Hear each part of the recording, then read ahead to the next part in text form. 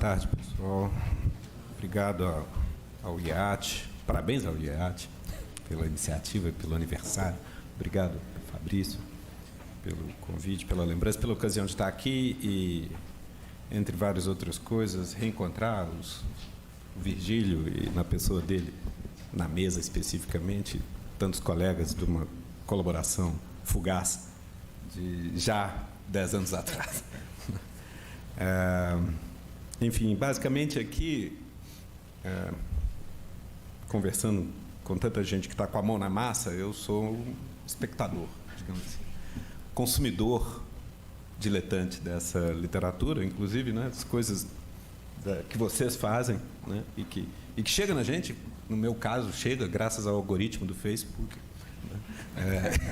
Vem, está funcionando, está bem calibrado.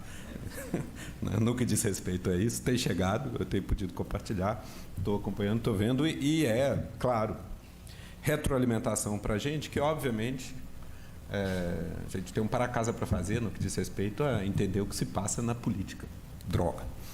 Assim, mundo afora, no limite. Em alguns casos, a coisa se desconstitui de maneira mais dramática e mais virulenta, talvez, no caso do Brasil, um caso peculiarmente chocante, né? O mundo está perplexo, né? Mas no mundo todo as coisas parecem sair do lugar, né? E há uma sensação de que a primeira reação é sempre procurar alguma bala de prata, algum atributo específico daquela conjuntura que explica por que a vitória do Trump era inevitável desde sempre, etc. Na verdade, é uma sucessão de resultados que há 10 anos atrás seriam completamente impossíveis, né? Anômalos, e eles não apenas se tornam uma possibilidade, eles começam a parecer um padrão, né? Então não tem jeito, então a gente tem que começar a pensar, e é óbvio que no que diz respeito a pensar nesse abominável mundo novo, né? O que está realmente acontecendo, onde é que pega, para tentar puxar um fio da meada. Portanto, meu espírito aqui é um pouco compartilhar uma preocupação e talvez compartilhar uma hipótese teórica a respeito do que se passa. Quer dizer, só para contextualizar um pouco, eu me lembro ainda em 2010, lá no InWeb, né? Quando a gente ensaiou o Observatório das Eleições, a sensação de que aquele mundo novo até então ainda parecia admirável, né? E produzia informação tão abundante a respeito de algo que a gente ficava tentando correr atrás com os questionários meio precários, né? Que produziam agora informação on the go, né? Sobre as pessoas se comportando distraidamente nas suas casas e produzindo informação que a gente poderia se apropriar e enxergar coisas ali. Já era bem claro que Big Data, né, iam e vão mudar muito a cara da ciência social. Para não falar, até aquele momento a gente estava pensando muito no que dizia respeito a nós, né, praticantes acadêmicos de disciplinas variadas, estava pensando menos, talvez, em como ia mudar o mundo, né, mas um pouco ferramenta, dado, instrumento analítico, que a apreensão que a gente ia fazer do mundo parecia que, enfim, ia ter um novo testamento. A gente vai acompanhar a eleição de outro jeito daqui para frente, porque não precisa daquelas toneladas de questionários fazendo penosamente umas perguntas para as pessoas sobre como que elas elaboravam e num contexto tão artificial que elas iam racionalizar as respostas e tal. O fascinante naquele experimento em 2010 era ver as pessoas distraidamente produzindo informação que a gente poderia eventualmente tabular e processar da noite para o dia, literalmente, né? Até aí estava ótimo. E eu melhorar os nossos meios de compreensão do objeto. A gente, inclusive, tinha a cautela de evitar ficar estimando distribuições. A gente não era ingênuo a esse ponto de estimar a intenção de voto a partir dessas manifestações.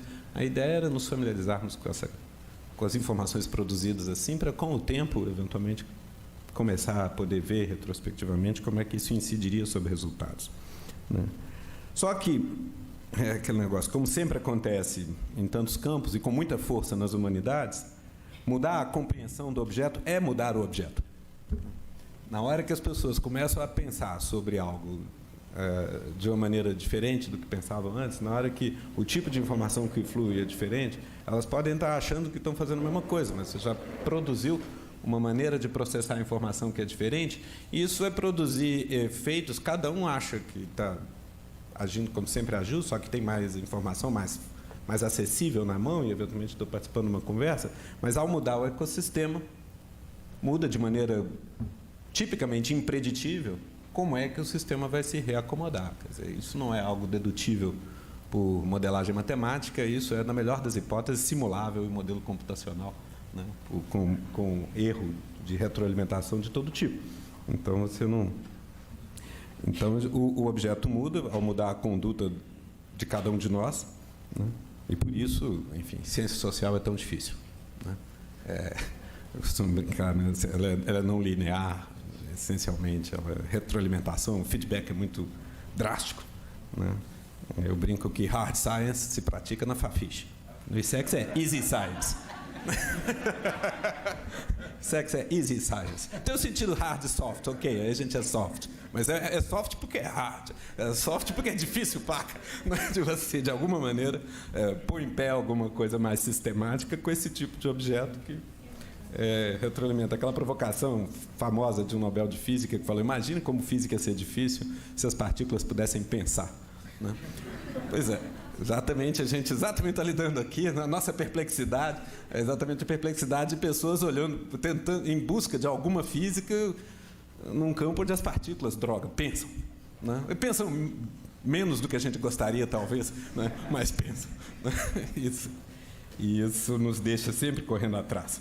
Né? Engenheiro já pronto, explicando retrospectivamente o que foi que se deu daquela vez, só para nos deixar nos surpreender sobre a próxima. Né? Enfim, hoje a gente começa a ver como está mudando o objeto, né? E não apenas a maneira de funcionar. Eleições especificamente, parecem estar funcionando de uma maneira muito diferente do cânone habitual da minha disciplina, né? E o esboço não está nada encorajador. Até 2011 ainda celebrou-se a internet um pouco, né? Quando veio a Primavera Árabe, veja como as ditaduras não conseguem mais mandar, porque o pessoal se organiza e derruba tudo em 6 meses. Pois é, hoje a gente lamenta que qualquer coisa é derrubável em 6 meses, né? E é mais fácil piorar do que melhorar, ainda mais se o prazo de horizonte é 6 meses, né? É mais fácil desconstruir do que botar em pé alguma coisa, né? Já em 2011 o Assange falava: isso vai dar merda. Né? E ele que o diga. Né? O Assange estava falando: isso é uma magnífica máquina de espionagem, né? E o governo, os estados, têm todas as vantagens estratégicas na apropriação sistemática dessa máquina. Eventualmente eles vão se deixar surpreender uma ou outra vez, mas não há razão para imaginar que, nesse contexto, a vantagem estratégica estrutural esteja derivando do poder rumo à sociedade e não o contrário. E eu acho que ele tem razão, né? E o próprio destino do Assange corrobora isso com muita força, e as agruras do Snowden e tal. Se a gente compara isso com os whistleblowers de 40 anos atrás, da época da Guerra do Vietnã, é óbvio que algo se mexeu e é mais difícil você tentar agir fora dos quadrados determinados unilateralmente pelo sistema político hoje, mesmo antes de Trump, mesmo fora do país de Bolsonaro, etc. Né? Pensando, quer dizer, o problema as agruras de Assange e Snowden se deram basicamente não sobre Trump ou Bolsonaro, ou Orbán, ou Putin, ou Erdogan, mas sobre Barack Obama. Então, eu gosto de, ao pensar um pouco na dinâmica das eleições, focar e contextualizar, digamos, a conjectura que anda frequentando minha cabeça, eu gosto de partir de uma história específica, que reside na eleição de 89, na disputa entre Collor e Lula, no recurso de última hora pelo Collor ao caso Lurian. Quando Collor, uma semana antes da eleição, resolve usar a carta torpe, suja, desonesta, né, de trazer para o horário eleitoral gratuito o depoimento de uma ex-namorada do Lula, que era mãe da filha adolescente dele, a Lurian Cordeiro, e dizer que o Lula teria encorajado ela a tentar fazer um aborto, etc, etc, etc. Fui para dentro da sala das pessoas, né, horário eleitoral gratuito. E foi um terremoto, óbvio. Né? Enfim, daí, uma semana depois teve eleição, mas durante uma semana 2, 3 dias nós falamos de outra coisa. O que eu quero sublinhar? Quer dizer, jogo sujo sempre teve aí.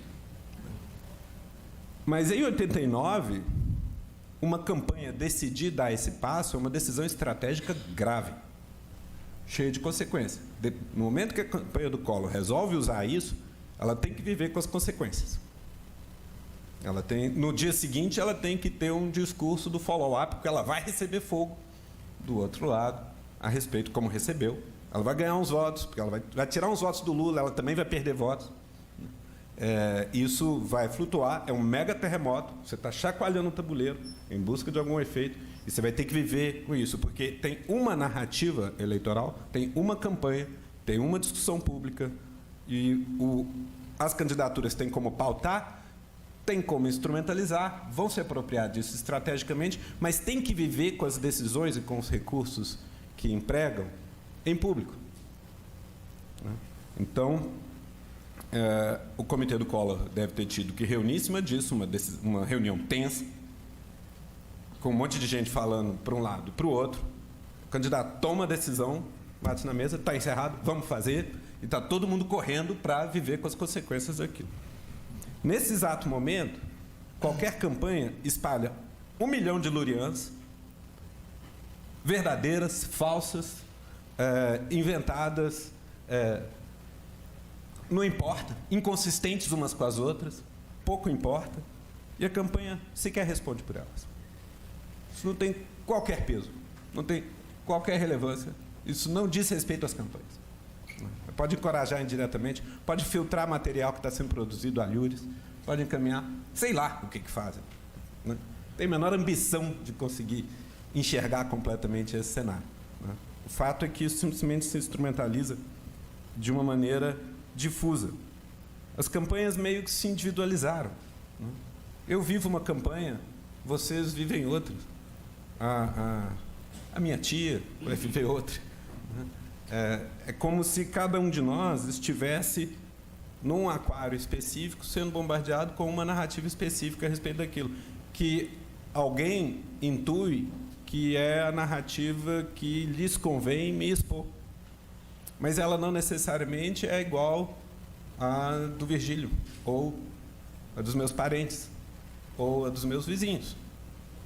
Eu vivo a minha campanha, vocês vivem as suas. Na medida que nós todos, sei lá, trabalhamos, convivemos na universidade, a gente vai ter um denominador comum grande. Mas à medida que se afasta, esse denominador comum vai sumindo. Aqui me veio esse fato de que todo mundo eventualmente sabe de algumas coisas, mas nem todo mundo sabe o que todo mundo sabe.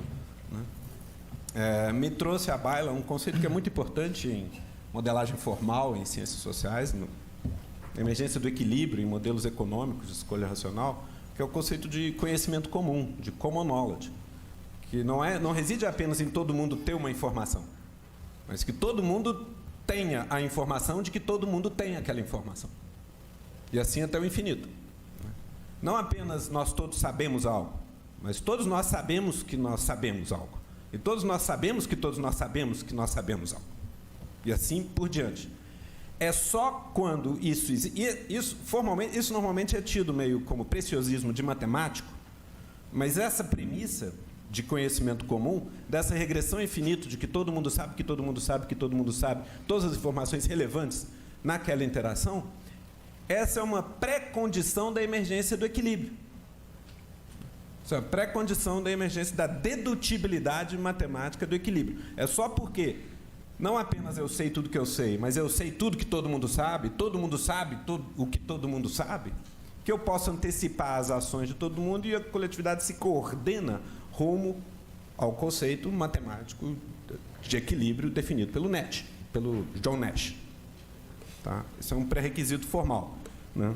Até aí, formalismo abstrato. Né? É o requisito formal da convergência para equilíbrios em modelos econômicos de interação estratégica. Ficção heurística, ok. Claramente ausente em mercados, por exemplo. Óbvio que nem todo mundo sabe o que todo mundo sabe. Assimetria informacional é uma fonte de poder muito importante, mas nos modelos abstratos está presumido. Mas ela está presente, então, ela parece, mas isso nunca está presente, então. Bom, em escala difusa, em menor escala, isso está presente em cada contato olho no olho. Quando alguém olha no olho de alguém, não apenas eu estou vendo a pessoa e a pessoa está me vendo, mas eu sei que a pessoa está me vendo e ela sabe que eu estou vendo ela, e eu sei que ela sabe que eu estou vendo ela, e assim por diante.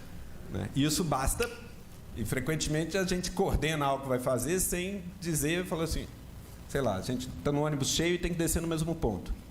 Aí é esse ponto, olha, desce. Você coordena tacitamente. No mundo real, onde é que isso se verifica em escala maior? Bom, tem um livro mais ou menos famoso de um colega cientista político da Califórnia, que diz que isso está presente basicamente na vida social em rituais. Um ritual é basicamente um mecanismo de produção de common knowledge. Não apenas todo mundo esteve presente, não apenas todo mundo sabe de algo, não apenas todo mundo sabe que um certo casal de amigos se casou. Todo mundo sabe que todo mundo sabe, porque todo mundo esteve presente ao ritual e compartilhou aquilo. E o ritual era um, e foi a mesma experiência para todos. Então, eventualmente, as pessoas têm opiniões diferentes a respeito de um julgamento qualquer, mas todo mundo viu a mesma coisa. Tá? As pessoas... E uma campanha, até recentemente, eleições, não por acaso, são também, entre outras coisas, rituais públicos. E talvez, no entanto, sejam cada vez menos. É óbvio, a bem do realismo, uma discussão entre milhões nunca foi exatamente o que houve. Tem uma certa mitologização da autoapresentação das eleições, como aquele debate coletivo universal em que todo mundo troca ideias, até que aquela ideia de que o melhor argumento terá prevalecido sobre... Deixa eu tentar... O melhor argumento terá convencido mais gente. Mas isso, claro, sempre foi uma idealização. Mas isso sempre... Quando você está falando de um esforço de persuasão de milhões de pessoas, você está falando de marketing, você está falando de publicidade, e isso sempre foi inevitável, em boa medida. Mas à medida que o marketing se pulveriza num plano quase individualizado, ele deixa de ser, até mesmo a rigor, publicidade. É como se fosse uma publicidade não pública, em que você simplesmente está fazendo algum esforço de propaganda sobre o qual você sequer responde à crítica do adversário, porque não fui eu, e porque, eventualmente, a base do adversário não viu aquilo. Ela fica apoiada em rumores. Toda conversa meio que se refugia, como nós todos temos essa experiência, na sua própria câmara de eco. O Facebook e os grupos teve efeito muito parecido, quer dizer, o quê? Há 10 anos atrás, 5, 6 anos atrás, antes do ambiente deteriorar de vez, a paisagem das timelines da homepage, digamos, do mural de cada um, era muito mais povoada e muito mais heterogênea. Começou a ser uma experiência de sofrimento psíquico, essa exposição mútua. Então, as pessoas recuaram para dentro de grupos uniformes e na paisagem visível, publicamente visível do Facebook, foi se fazendo um silêncio. Começou a diminuir, as pessoas pararam de brigar, o sofrimento diminuiu, mas a experiência ficou mais tolerável. E aí, claro, cada grupo desse vai progressivamente estereotipificar os demais, para reduzi-los à caricatura em quem ninguém se reconhece. Assim, eventualmente, nós ficamos muito ofendidos com a representação que a gente vê ser feita da universidade nas turmas que a gente não frequenta.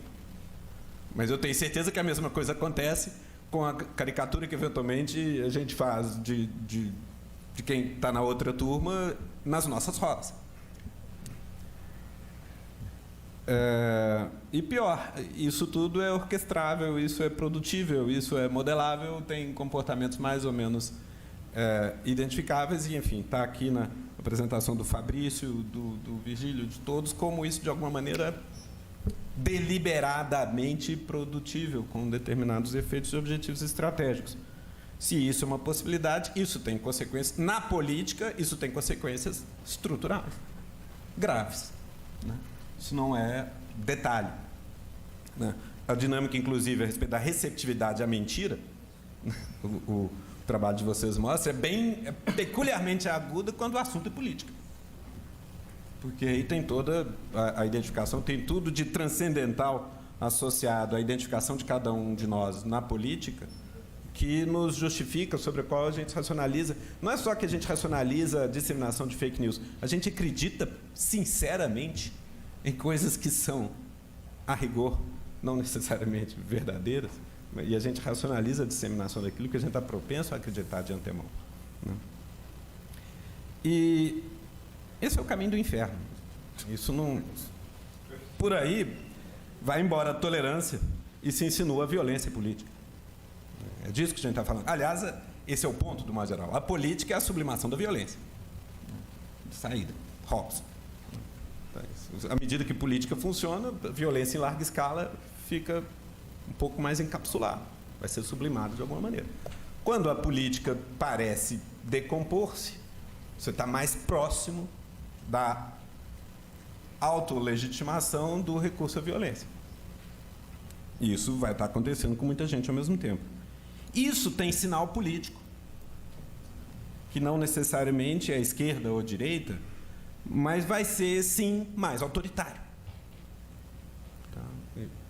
Pode ser, não sei se é de esquerda ou de direita especificamente, vai depender provavelmente do ecossistema, da época e do lugar. Mas esse é um ambiente muito mais receptivo a uma política autoritária e a uma visão política autoritária, uma concepção autoritária da política, do que o ambiente pluralista, em que as pessoas são forçadas a se aturarem umas às outras, a tolerarem a diferença, talvez até porque a própria exposição no nível individual está blindada, porque não sou eu mostrando a cara e levando uma chanfrada de um primo, né? Eu estou lendo alguma coisa no jornal, estou achando legal. Exatamente aquilo que a gente estava saudando, agora todo mundo é emissor, provavelmente está na raiz da decomposição, né? O caso Lurian, por exemplo, é um recurso torpe, desonesto, mas nem por isso uma notícia falsa. Notícias falsas, aliás, sempre foram abundantes, como diz Virgílio, é parte do problema, mas talvez não seja o problema principal.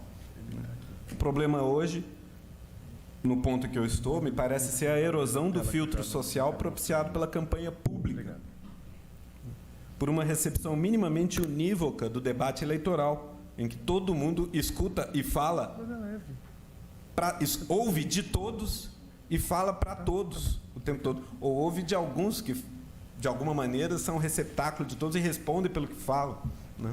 Mas ouve de todas as fontes. Então, tem que ter, a doideira dessa história é que tem aqui uma nostalgia, provavelmente anacrônica, de uma emissão mais centralizada, em nome da tolerância.